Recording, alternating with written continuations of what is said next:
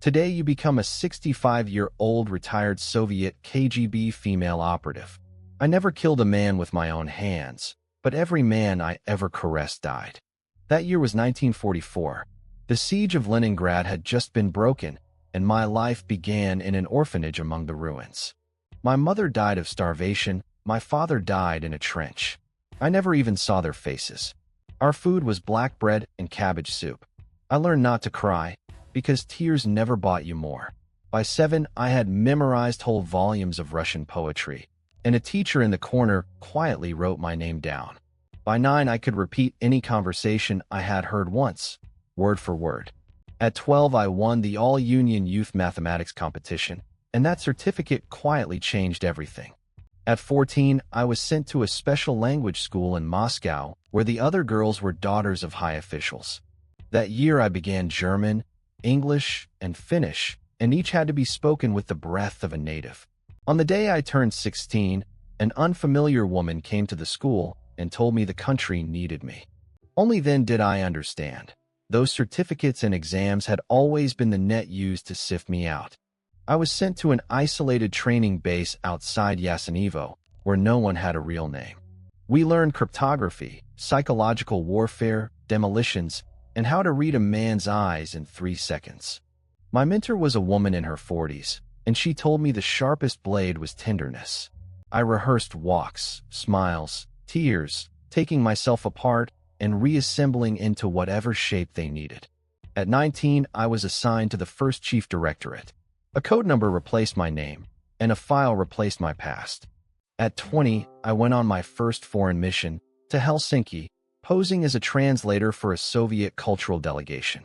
I delivered only one strip of microfilm, and back in Moscow my hands shook so badly I could barely hold a glass of tea.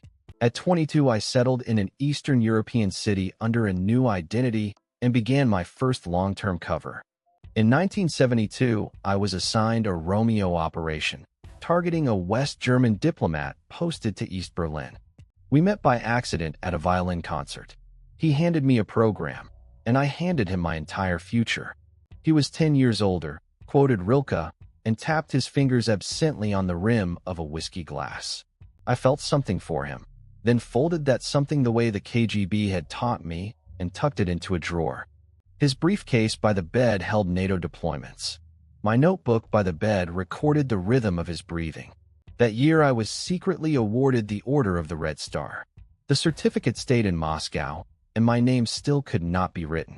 In 1979, I was reassigned to Vienna, where I came face to face with my counterparts from the CIA for the first time. The man across from me knew every one of my techniques, because he had been trained to use the same ones against me. We did not exchange fire. We exchanged a single toast, and then each of us wrote the other into our files. In 1985, a Gorbachev-style leader came to power, and a new wind, brittle as glass, blew from the Kremlin onto us. Only then did I understand. Institutions are more fickle than men.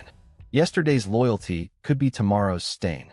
In 1988, internal deep cover testing began, and I was suspected of having been turned into a double agent. That year, I went through 30 interrogations. I held my line using the very methods I had once taught to others. On the night the Berlin Wall fell in 1989, I sat alone in a darkened Moscow office and cried, just once. I was not weeping for the wall. I was weeping for the roles I had played with real feeling, and that no audience would ever watch again. The snow in December 1991 was very heavy.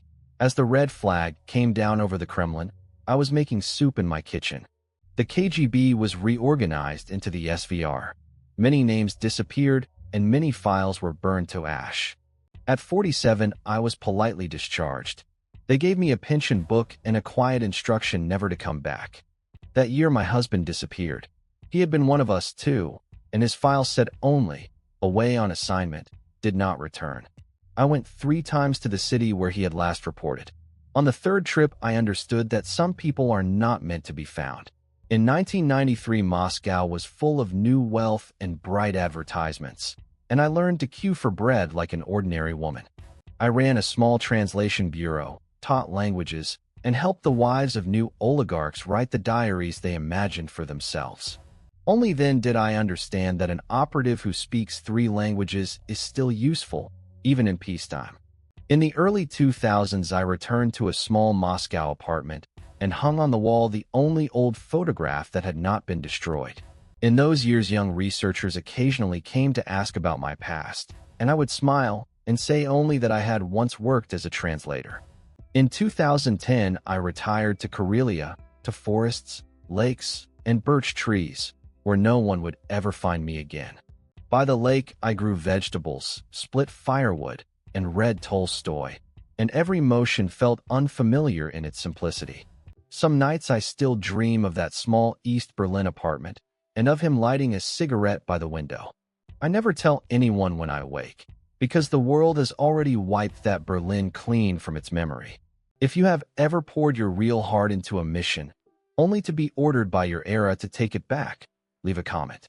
This is the life of a Soviet KGB female operative. For next time, choose A CIA female operative, or B, a North Korean defector escaping across the border. Vote in the comments. This episode is fictional dramatization for entertainment only, not based on any real person or event.